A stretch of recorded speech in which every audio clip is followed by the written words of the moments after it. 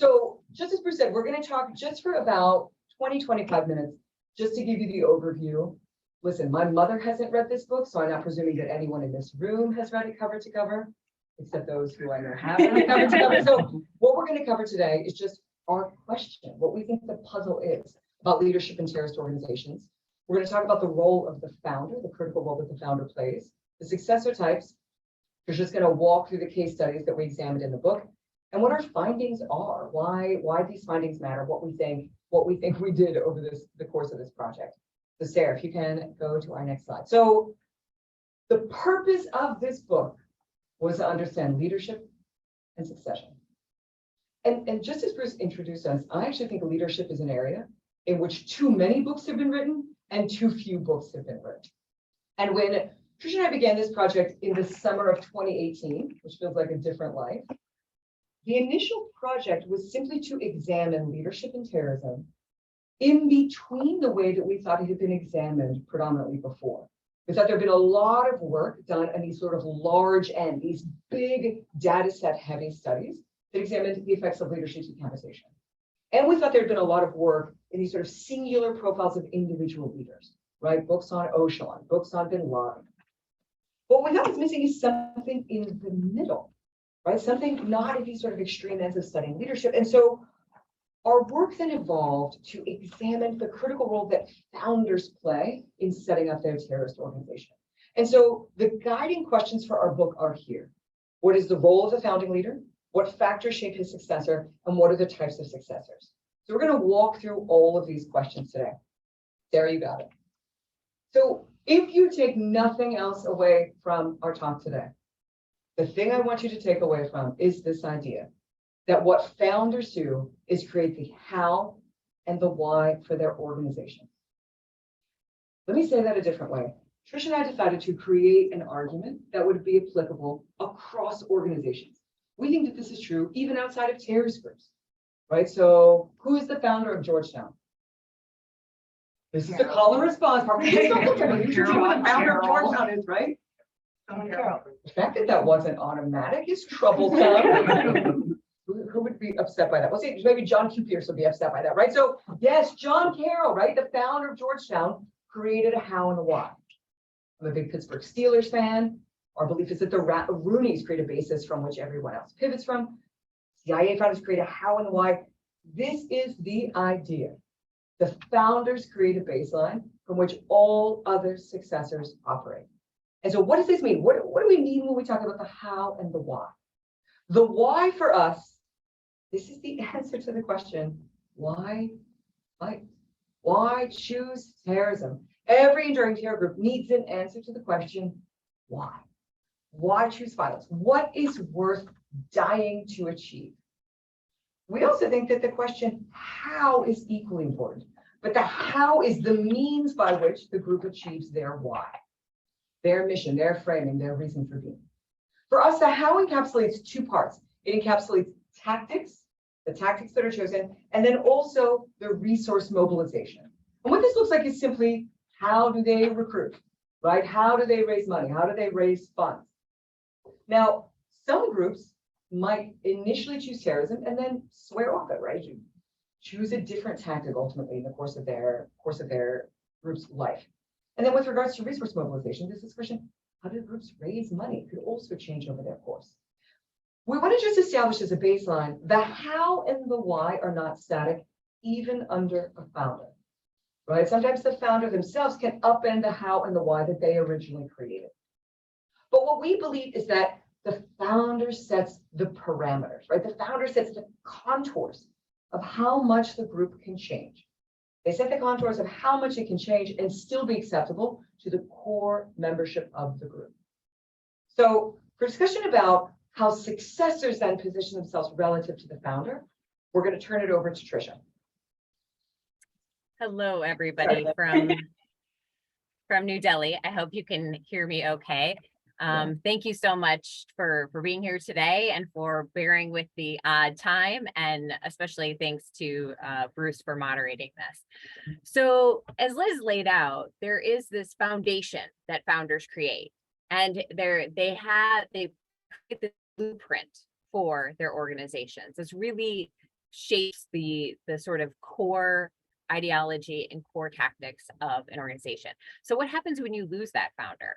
As we're witnessing right now with Al-Qaeda, these groups undergo a process of succession that really can vary in how it's done and how long it takes, etc. But all successors face the same fundamental questions, which is how are they going to position themselves vis-a-vis the founders, how and why. And in particular, they have a choice in terms of the degree of change that they make, and they face an environment in terms of the level of counterterrorism pressure that they're experiencing. Next slide, please. On the question of change, we have two essential options. One is incremental change.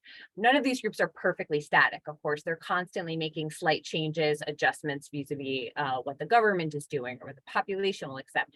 But for the most part, these are fairly small changes. These are what we're calling incremental changes. They used suicide attacks and they used armed assaults. Now they're putting them together and conducting attacks like that. Or they can have discontinuous changes. And these are really these more asymmetric leaps in changing. They didn't use suicide attacks. Now they do use suicide attacks. They didn't participate in elections, and now they do. And so these two kinds of changes can come vis-a-vis either the how or the why, or both. So groups can make changes to their framing, such as deciding that there's a new adversary that is their focus, or it could be something about expanding their ideology in some kind of significant new direction. Or they can make changes, discontinuous changes to the how, which are things like adopting new kinds of operations, adopting new operational theaters. So this is a choice that all successors face. And at the same time, they face an environment. Next slide, please. Of varying levels of counterterrorism pressure. In particular, there, as we know, for organizations, it can range to very high levels of counterterrorism pressure, such as what we found with Egyptian Islamic Jihad after the assassination of Saddam. This was probably some of the highest counterterrorism pressure that an organization can experience. And then there's the opposite end of the spectrum, when organizations enjoy safe haven, essentially under government, either because the government tolerates them or sees them as some kind of proxy or has utility. And so successors have to make choices about the degree of change that they're going to make to the how and to the why within the counterterrorism environment that they're operating in. Next slide, please. And so what we found is that the intersection, right, the interaction of these factors, so incremental change versus discontinuous or disruptive change relative to the founders' how and why, it gave rise to these archetypes. So I want to spend just a little bit of time on this slide to make sure that this sort of framing and argument makes sense. So when you have a successor who makes only minor incremental changes, so changes that will be consistent with the how and the why that the founder set out, we call that leader a caretaker. When you have a leader who makes dramatic discontinuous changes to the why, and remember the why is the framing, the reason for being, but they make only incremental changes to the how, we say that that successor is a signaler. If you flip it, the successors that make only incremental minor changes to the why, but make dramatic discontinuous changes to the how, meaning they change something dramatically about tactics, about resource mobilization, that leader is a fixer. Now, if you have a leader who changes both, who's making dramatic discontinuous changes to both the how and the why, we said that that leader is a visionary. There's also, and I hope you can see in the back, there's also that fifth category. And these are leaders who do not actively choose continuity or change. So in this case, the group has a leader, but it's a sort of period of silent leadership. So they're not really making any changes to the how or the why. They're effectively absent. We'll talk more about this on the next slide, but we call this type of leader a figurehead. There, you got it. And so what do these look like in more detail? So again, we said with the caretaker, this is a leadership model in which you are keeping the trains running. You are seeking to do exactly what the founder had established in their how and the why. Also, caretakers tend to be individuals for whom they benefit from their relationship, from the authority and the prestige that are passed down from their relationship to the founder. I want to give a shout out here to one of our excellent RAs. We had an incredible RA team that sort of ebbed and flowed when people graduated, moved on. There was one RA who was with us basically through the entire thing, and that is Joey Stabile, who's since moved on to greener pastures. Joey Stabile, a neighbor of mine in Pittsburgh. Joey texted me during the NFC Championship game. In Pittsburgh, he loves points. And one of the things he texted me was that there was a graphic up on the screen during the NFC Championship game of all of the award-winning head coaches that had worked under Bill Walsh, right? So this is a legendary coach, and it was essentially a tree, a family tree. And Joey's like, I think this is a caretaker. I think this is what we're talking about. And we dug more into this phenomenon of essentially when you have a leader who has that position, who has that authority because of their relationship with the leader that came before them. This is true in NFL coaching. This is true, actually, if any of you have followed the career of Alice Waters. So she's this famed chef who worked at a restaurant called Chez Panisse. There are so many award-winning, James Beard Award, Michelin-starred restaurants that have come from individuals who studied under Alice Waters. And so similarly, in terrorism studies, this is the idea that the authority and procedure handed down, that leader has power because of their relationship with the founder. And so they are not making dramatic changes to the how and to the why. In the case of a signaler, again, these are discontinuous changes to the framing. And so one of our findings was that the sort of predominant way that this tended to occur in the cases that we looked at is a pledge of affiliation to another group.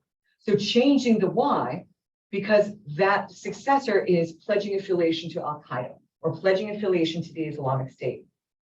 With regards to fixers, these are, again, discontinuous changes to the tactics or the resource mobilization, but not really changing the why at all. And so what this looked like in our data set was fixers turning to never before used tactics. So this could look like using IEDs, improvised explosive devices, when that had never been used before, or turning towards female suicide bombers, if that had never been used before. This is also looking like moving into different ventures for fundraising. So maybe moving into a different market, maybe moving into a different illegal source of raising money. With regards to visionaries, again, this is when the how and the why are both changing. And so in our view, what we saw in our data set was that visionaries did things like they proclaimed the foundation of a state, right? They proclaimed the formation of a state, and then they introduced governance into how that terror group's repertoires of action occurred. And again, what does the figurehead do? Pace, do you remember? What's a call and response? Doesn't provide significant changes to the how or the why, but is still present in a sort of silent manner. Right, it's sort of silent. And so what we found in our data set is that often you saw figureheads in cases of imprisonment, right? If the leader is in prison and is not able to direct operations on the outside, but doesn't have a group on the inside. We also saw this, honestly, when leaders were experiencing health issues. So for reasons because of sort of health demands, they were unable to take a leadership role in their organization. So can we go to the next slide? Mm-hmm. So Tricia, I'll say a quick sort of overarching introduction to the case studies and talk about the second Klan, and then I'll turn it over to Trish to go in deep dive about all of the cases that we looked at in great detail. I should also say our work benefited greatly from the extensive field work that Tricia did, garden locales like Somalia, just really sort of an extraordinary opportunity for data collection for the book. But our final sample ended up studying 33 organizations that spanned over 100 years, 20 different nation states, and included 90 different leaders. And Trish can say more about the other few case studies, but I just want to introduce quickly the first case that we looked at, which was the case of the second Klan. Now, we should have said right at the beginning, ours is a story of religious terror organization. And so it might seem somewhat puzzling that we included the second Klan, but the bottom line is the second Klan had at its core motivations, animations of white Protestantism identity. It was central to the forming and the framing of the second Klan. And so this case, we studied two leaders. So the second Klan, and when I say second Klan, this is the Klan that emerges in the late teens, almost more than 100 years ago in the United States. This is the second iteration of the group. And its founder in this iteration was an individual named William Joseph Simmons. And again, I just want to stress, Simmons draws on a long and deep identity of white supremacy in the foundation of this group. Again, in the aftermath, essentially of two events, the lynching of Leo Frank and also the release of a movie called Birth of a Nation. His successor was an individual named Hiram Wesley Evans. And one of the reasons that we wanted to include the second clan in our case study, A, to have geographic diversity. We wanted to have a group that had operated in the United States. But B, we wanted to look at an organization. What would it be like to operate with complete impunity? And by that I mean, this particular group enjoyed a permissiveness with regards to its tactics, night riding, lynching, intimidation. It included permissiveness in no small part because it was integrated with local law enforcement. It was integrated with policymakers. And so the innovation that was pioneered with Hiram Wesley Evans, this was actually a circumstance in which he took power via an organizational coup that occurred over Thanksgiving, and he was actually a fixer. And the reason that we say he's a fixer, the second clan was a disjointed mess of an organization. And what Evans wanted to do was to move primarily into two roles. He wanted to move into the realm of education reform, and he wanted to move into the realm of politics. And with that, I will turn it over to Tricia to chat about our other three cases that we looked at in depth. Yeah, so we had this sample of 33 organizations and we selected 4. And in addition to the second clan, we selected 3 other organizations that really range from about 1979 to present, with the second clan being a more historical example. These organizations are all basically Sunni jihadist organizations. And 2 of them have fairly short-lived founders, and one of them has quite a longer founder. And in terms of Egyptian Islamic Jihad, this is the older organization forming in 1979. And it has a really formative leader in Mohammed Faraj, who has much broader ideological influence beyond this organization. And he had this blueprint, this idea of orchestrating a coup, and then a revolution would follow to bring a true Islamic state to Egypt. And in a way, he was too successful at the first part, but certainly not successful at the second part. Succeeded in assassinating President Anwar Sadat, but the revolution did not follow. What followed was massive counterterrorism pressure. And this is one of the instances that really bring into focus the effect of counterterrorism pressure on leadership succession. Because in this case, it really left a gap in leadership. It essentially results in 2 figureheads. One whose figurehead is in prison because the Egyptians arrested everybody after Sadat's assassination. So he sort of languished in prison and couldn't really lead this organization that had been so badly dismantled. And then you have another figurehead who rises to the helm of the organization, in part because he's who's left, and he's in Pakistan. And so there's a degree of safe haven there compared to the situation in Egypt. So we have 2 figureheads that succeed him, only for a leader who all of us know quite well at this point, Ayman al-Zawahiri, to take the helm of the organization. And I think Zawahiri is a particularly important case overall for Liz Azat and my thinking about this project, because he's an individual who essentially has a lot of the same personality characteristics over time, a number of which are frequently sort of derided, but he's a very different leader at different points in his career. And when he takes over the helm of Egyptian Islamic Jihad, he's a fixer. He decides that it's not just about precipitating a coup and a revolution. It's going to be terrorist attacks within Egypt. And when that fails, there's going to be terrorist attacks in Pakistan. And so he takes these significant discontinuous tactical changes, but it creates some tension within the organization. So we see this very brief period where a caretaker tries to come to the helm of the organization and really return to Faraj's vision. But by then it's almost too late. And Zawahiri comes back to the helm of the organization and turns into a visionary. He aligns his organization with bin Laden's Al-Qaeda. He changes the central framing from it has to be first the overthrow of the Egyptian government and then the broader cause, to adopting bin Laden's view about it has to first be the United States and then the other causes can follow. And then we also have a case with another fairly short-lived founder, but who is just as influential, and that is with the Al-Qaeda in Iraq.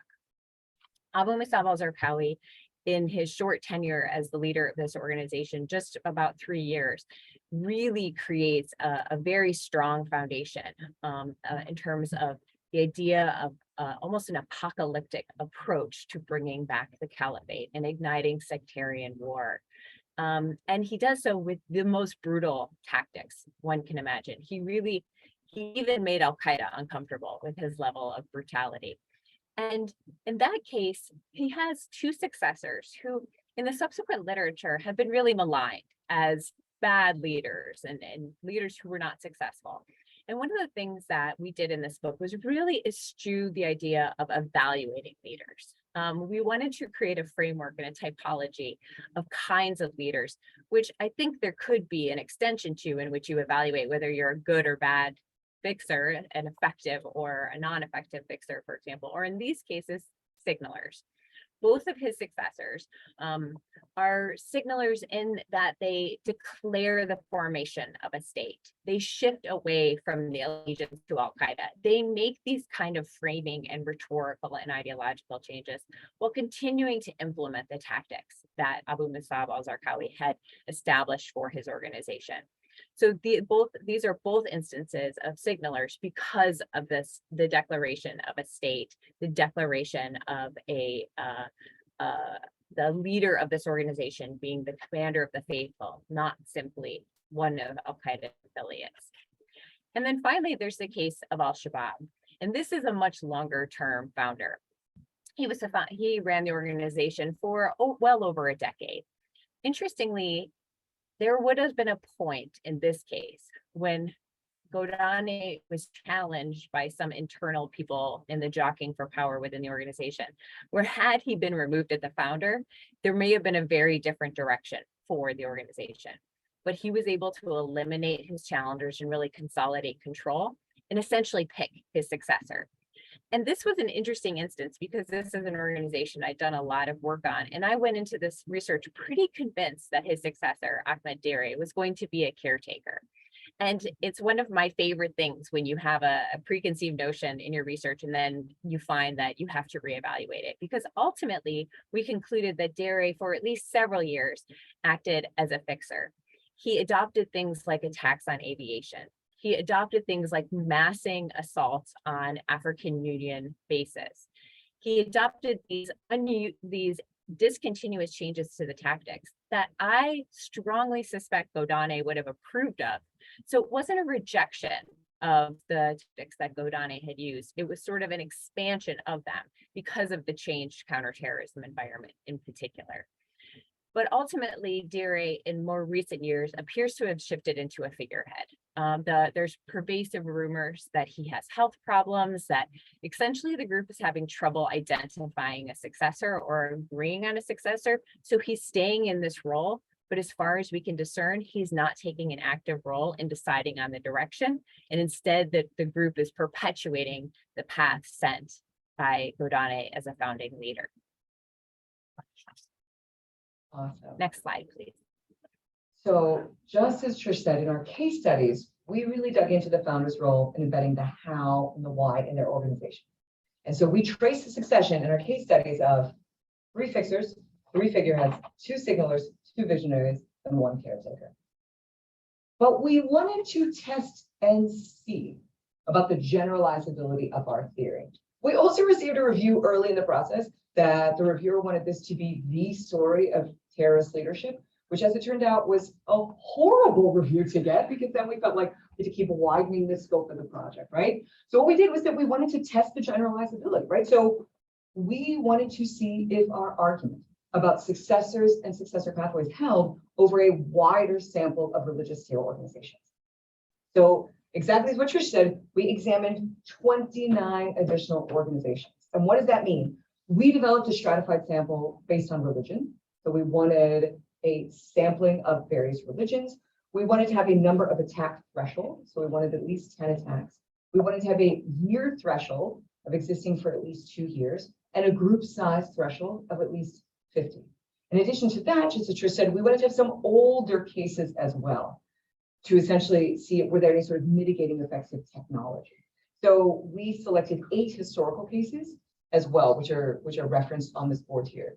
If you want to make friends with Sarah Moore sitting in the front row, or maybe antagonize her, ask her about the Grey Wolf case that she spent many months studying. Sort of a very triggering question to ask her. She would probably not answer.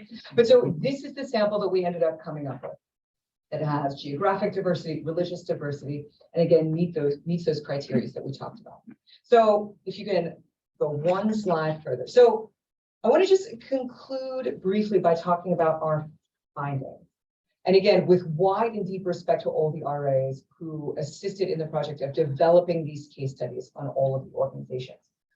We ended up coming up with 38 founders total. Some groups have multiple founders, right? And 112 successors. And so what does this mean? So let's do a quick review. Caretakers do what, Gabrielle? Caretakers want to pass on the same exact That's ideology and how. How and the why, totally consistent. Adora, fixers, what do they do? They keep the same like ideological things, but they change drastically like the methods that are used. Friends, we are crushing it. It is early in the morning and without any caffeine. Signalers, Mel. They're discontinuous in the vision and then they keep it. Gitanjali, visionary. They sort of help perpetuate the vision of the group, that I'm a little bit like, okay, can you explain a little bit more the visionary part? 100%. This is why we get visionaries change both.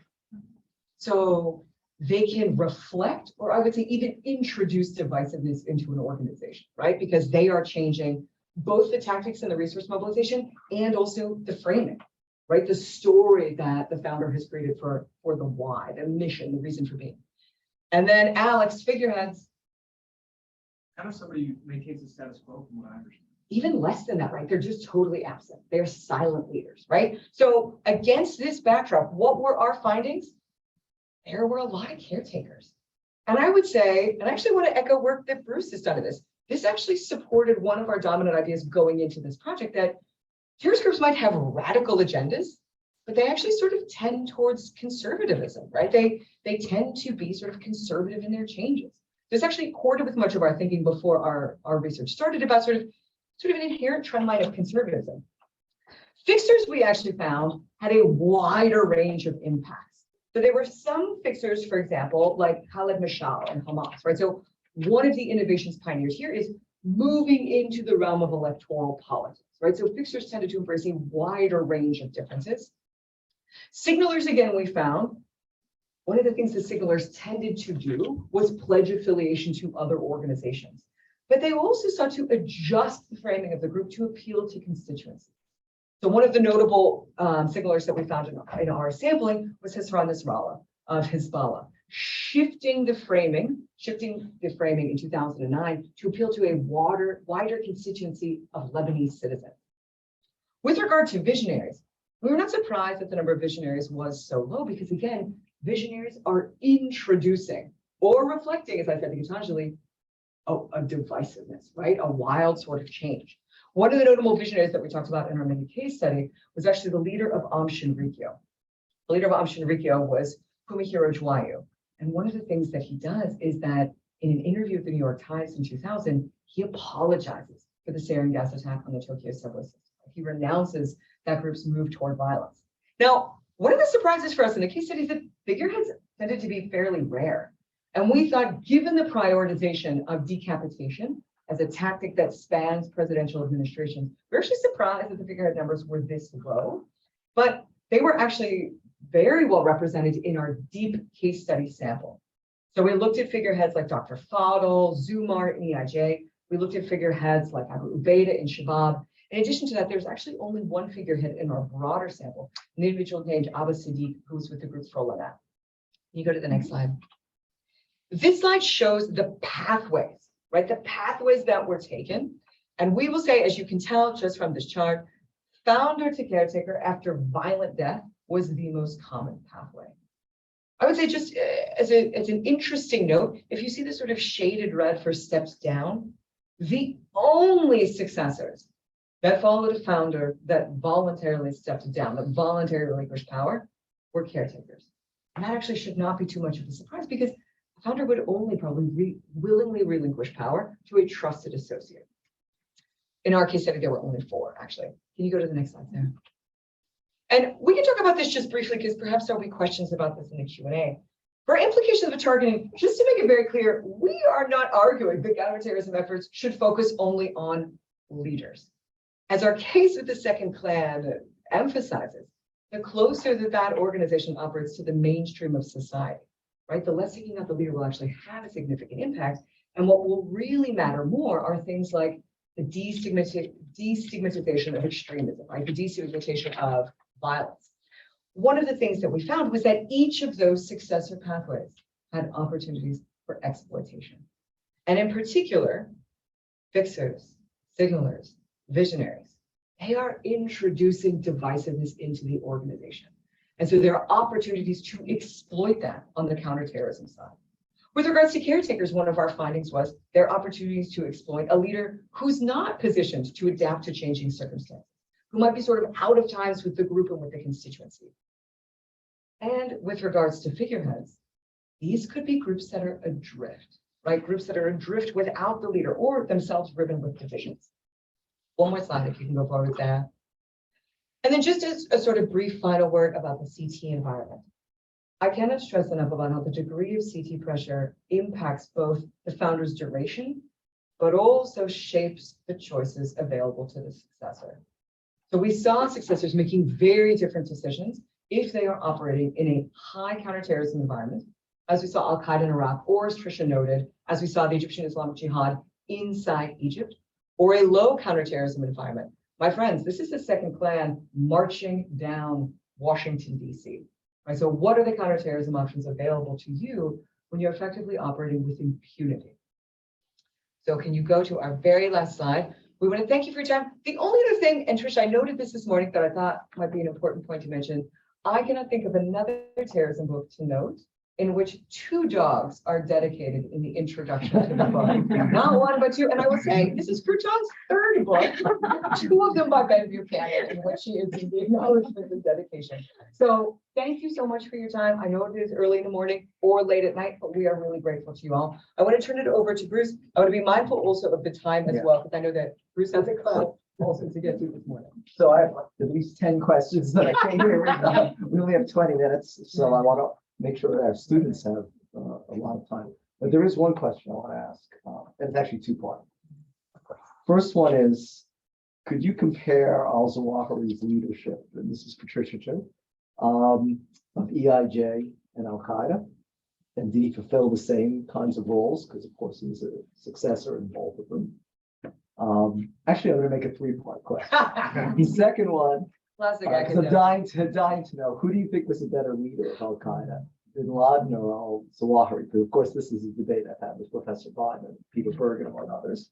And then the third big question is, what do you think al-Zawahiri's successor, based on your research, what's the most likely category that person, who I have my own ideas who will fall into?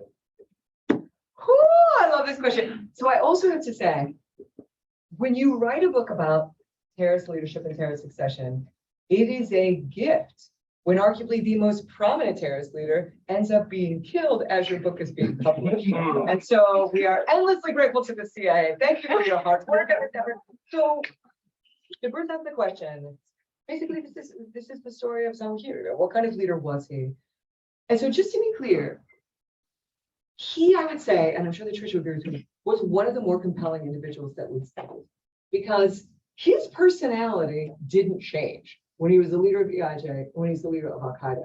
He has long been a disputatious, awkward, difficult human being, right? There was a quote that Tricia and I put in a piece that we'd written by Peter Bergen, who said, he is not someone you would want to sit next to at a dinner party, right? He has no charisma. He has always been a graceless individual. The innovations that he introduced into EIJ when he was the leader, a visionary leader of EIJ, they ended up breaking the group, right? When he was a young member, so this is an individual who turns to jihad as a teenager, right? Animated by what he sees as the wildly incongruous leadership of Egypt, wildly out of step with what it should be as an Islamic state. He believes that the road to Jerusalem, right? That the path forward runs through Cairo. That the most important thing is toppling that regime through a popular coup. But then when he becomes leader, he adopts a very different tactic, right? He wholeheartedly aligns with Al Qaeda's mission of the far enemy versus the near enemy, and it breaks the organization. And again, his personality doesn't change when he is bin Laden's longtime number 2. So one of the points that Tricia and I noticed is that I would actually say he is an archetypal caretaker. This is an individual who has authority and prestige because of his association, his longtime association with bin Laden. And remember what we said about a caretaker right at the beginning, that they effectively keep the trains running. I would argue, and we do argue, he takes bin Laden's mission, and I actually think he takes it to a fruition that bin Laden would be delighted, right? I mean, he expands the franchises, he expands around the globe. He actually keeps a sort of low profile on Al Qaeda so that the Islamic State can soak up a lot of that counterterrorism attention. So to the extent, now Tricia and I would back and forth. Tricia would kept having to remind me that ours was not a story about effectiveness, because I kept trying to tiptoe to effectiveness, and Trisha's like, this is not what we're talking about, right? So how I would compare them, I would say he was a wildly more successful leader as the leader of Al Qaeda than EIJ. He broke EIJ. To say nothing of the very controversial decisions that he made while leader as EIJ. As far as better leader, I think it flourished. I think it flourished under his leadership, right? Now, Trish and I are we didn't want to tiptoe into that question, and so I will turn it over to Trish because Trish is very. As far as the likely leader, we actually very recently, we submitted an article for publication, and then it published, what, Trish, 10 days before his death was announced by the ICCTPs, in which we actually map out who are likely leaders and what the CT strategy would be for each. And so I'll turn it over to you, Trish, if you want to weigh in. I can't stress enough, Trish, how many times did you have to correct me of not to wade into effectiveness? Maybe 4 billion? I wish you gave me $1 every time. Yeah, I think the question of who is a better leader is a interesting one in terms of our research in particular, because I think the way we would come at it was that they serve different purposes. Bin Laden was the foundational leader.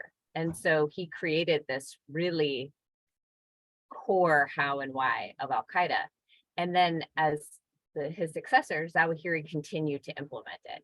So their relationship vis-a-vis one another is one of more continuity than anything else. So I'm not sure I have an answer to which one is better, because I think Zawahiri was trying, in contrast to what he was before, to follow what bin Laden had established, which wasn't initially clear. I remember when Zawahiri took over, I was still in the intelligence community, and we debated, was he going to return to his Egypt agenda? Was he going to shift Al Qaeda back in that direction? And he ultimately did not.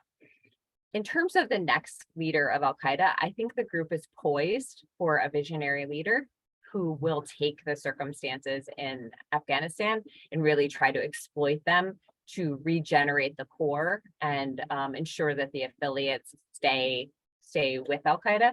Now, is that what Saif al-Adil is, or is that whoever? I have less insight into who that successor will be because we're all waiting for that. But I think on the following a long-term caretaker like Zawahiri, this is a pivotal succession experience for Al Qaeda for its direction. And I don't think Liz and I have talked about this directly, but I see the possibility, distinct possibility of a visionary in particular, or at least a fixer. So I think we're going to see some discontinuous changes with the next successor. At the very least, to do something to sort of re-energize, to sort of encourage additional recruits. But exactly just to echo what Trish said, he followed bin Laden's blueprint. And I would say bin Laden, in our assessment, went to great lengths to not sort of align his own personality and his own charisma with the how and the why. He wanted to build an organization that was durable beyond him. What's your position in your debate with Dan? Well, Jacob and I have talked about this. well, look, I think if Zawahiri were killed before bin Laden, Al Qaeda would have suffered a lot more and would be a lot weaker. I think Zawahiri was just, yeah, he's a rancid personality, but he was a very skilled organizer.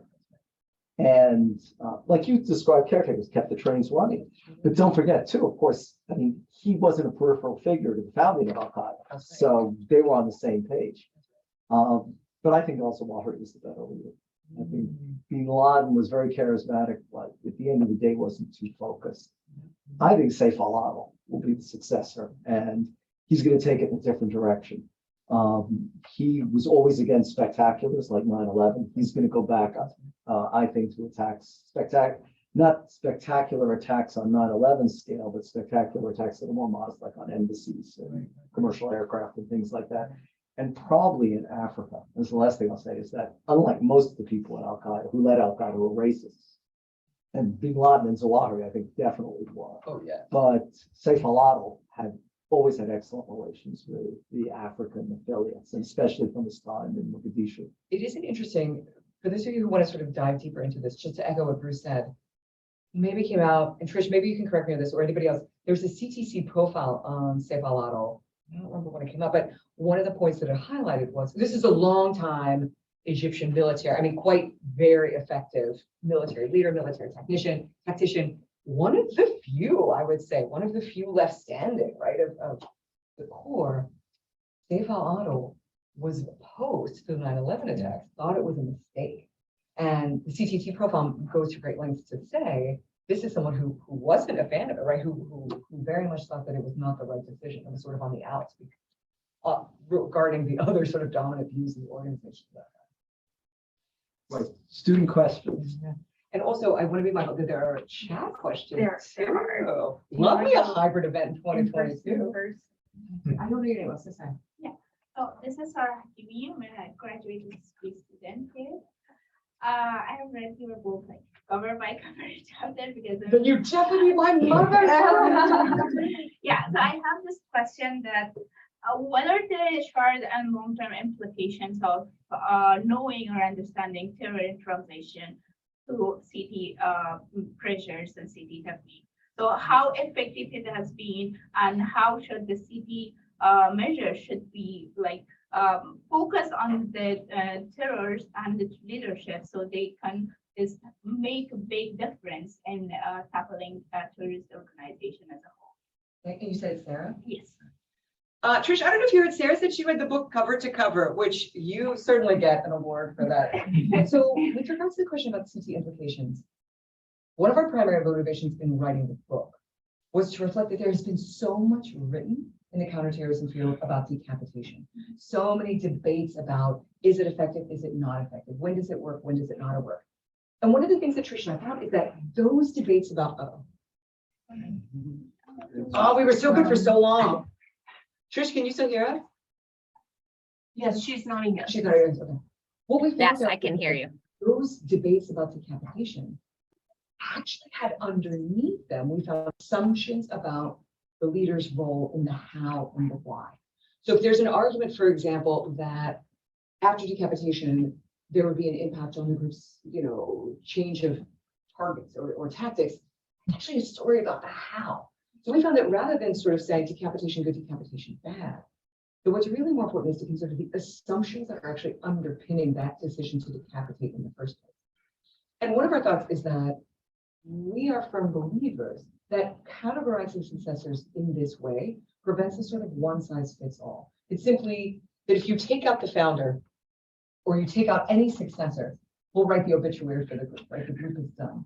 When in reality, what we think is that there's an important web of interaction between the successor relative to the founder, but then importantly, that counterterrorism environment that they're operating in. And for each of these leaders, there are points of disruption. So just as Tricia said, and what I tend to agree with, a visionary leader as the next leader for Al-Qaeda could re-energize the group, right? Could introduce new membership, new targets. But that introduction, anytime you introduce change, there are going to be some portion of the members that are happy with that change and some portion of the members who are not happy with it. And so I think there's a really potent CT opportunity to exploit those cleavages, right? To exploit that divide. We saw this, for example, with all of our leaders who introduced discontinuous changes, with fixers, with signalers, with visionaries. When the GSPC aligns with Al-Qaeda, it becomes Al-Qaeda in the Islamic Maghreb. There was a portion of their constituency who did not want to see the locale change, the initiative change away from focusing on Algeria and more towards the global jihad. And to your point, what I think is really important for counterterrorism policymakers to think through is a more thorough understanding of what is the type of leader that we are facing. and to categorize counterterrorism options based on that and the CT environment. Thank you. Tricia, did you want to add anything onto that?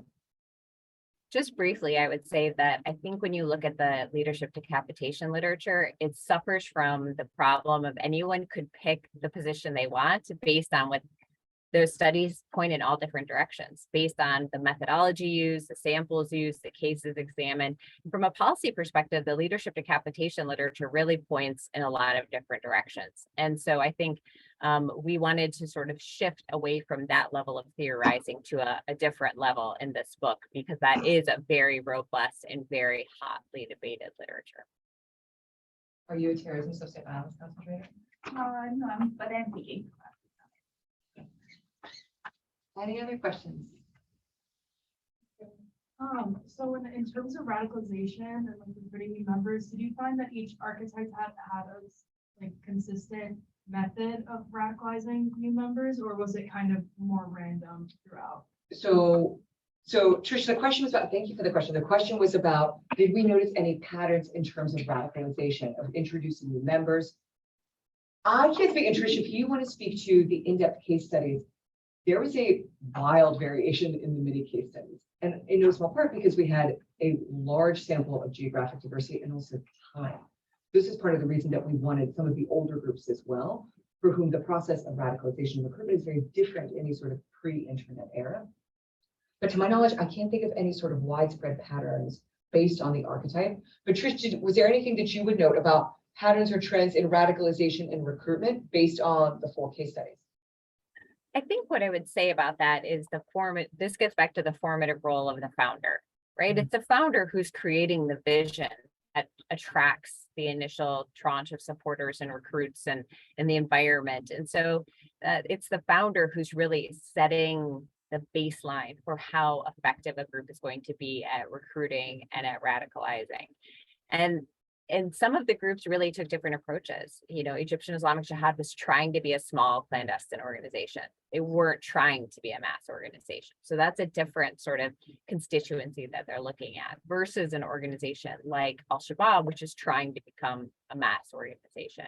So I think there's also some variation in terms of what the leader defines, the founder defines as the mission, and how they're going to try to do that from a resource standpoint.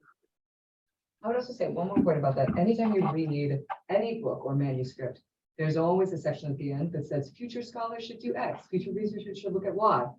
You are those future scholars, right? You're those future researchers. If that's something that you're interested in, you can absolutely, take this frame and then apply to the question of, are there patterns that we notice in radicalization?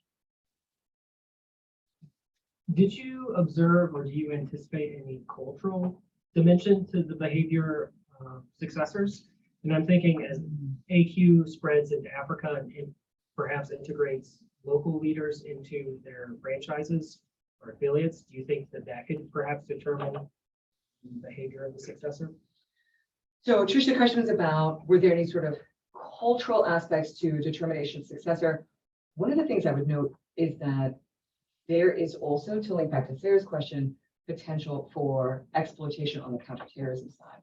If there are cultural differences that could be exploited because of a dissonance with the founding frames that the founder had initially established. But Trish, do you want to speak to that? Are there any sort of cultural frames noted in the case study? I'm not sure that I would say that there were cultural frames because succession really does come from within. And I guess this raises a point. I agree with Bruce that Saif al-Adil is very much the front runner for the successor for Al-Qaeda. But I would also say that I was following Al-Shabaab very, very closely when Godani was killed, the founder. Ahmed Dire, otherwise known as Abu Ubaidah, was not somebody we thought of and knew about as a potential successor. And he's emerged and he's been a pretty effective leader. A fixer, a figurehead, but he's kept the organization cohesive, expanding. And so I would also sort of say that there are dynamics within these organizations that is the nature of setting them, which is that there are people on the bench that you don't necessarily know about. I don't know a lot of people who were talking about Abu Bakr al-Baghdadi before he became the leader of ISI and then ISIS.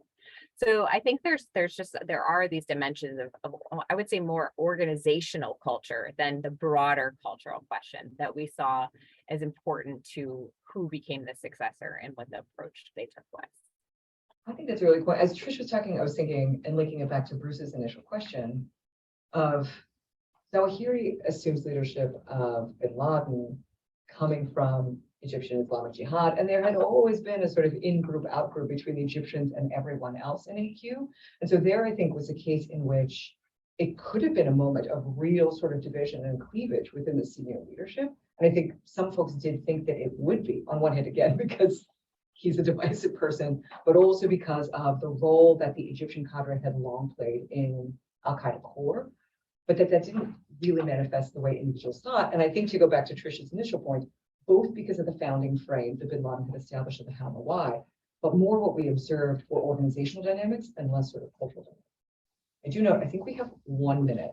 I can ask one Zoom question unless y'all. Should we do one Zoom question? Yeah. Oh, look at your clock. I did this whole time. So in the cases you researched with multiple founders, were there any difficulties identifying successors when there were more than one? Were there any difficulties?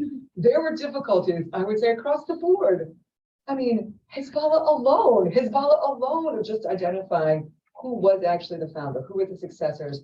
In GIA, 15 successors, 16 successors, some having 10 years of weeks. That is a great Zoom question. And also, I think, a comment about the difficulty of doing qualitative research and just the challenges of digging and digging and digging. Also the challenges of doing qualitative research in secret clandestine organizations that do not necessarily publish org charts about who their founders were. But no, absolutely. I mean, I will turn to Yevon for this for an answer. Up until literally 48 hours before we were turning in the final manuscript, we were trying to suss out Hezbollah, a group on which much has been written, just simply what that succession train is. We are very, very proud of the Appendix B that lists all of the founders of these mini case studies, their successors, what label, and simply even just identifying the years was a challenge. But I do want to be mindful, it is noon, you all have classes to get to, you have classes to teach. Thank you to Tricia, and I'm endlessly grateful that the electricity held out. It was a successful event. We were not going to count on it. Tricia texted me last night to be like, well, electricity might not be working. Well, we are grateful to you all. We love to talk about this. Love to talk about this. So please come and find us. You can send us a note. Trish, can I just tell them your email address? Is that helpful? Please do. If you want to remember, bacon, like the food, a deep irony for a vegetarian, bacon@american.edu. I know, right? Mine is Elizabeth Dr. at georgetown.edu. We are so delighted that you're here today. I know that you have to get to class. Can we give a gigantic thank you also to Bruce for his training?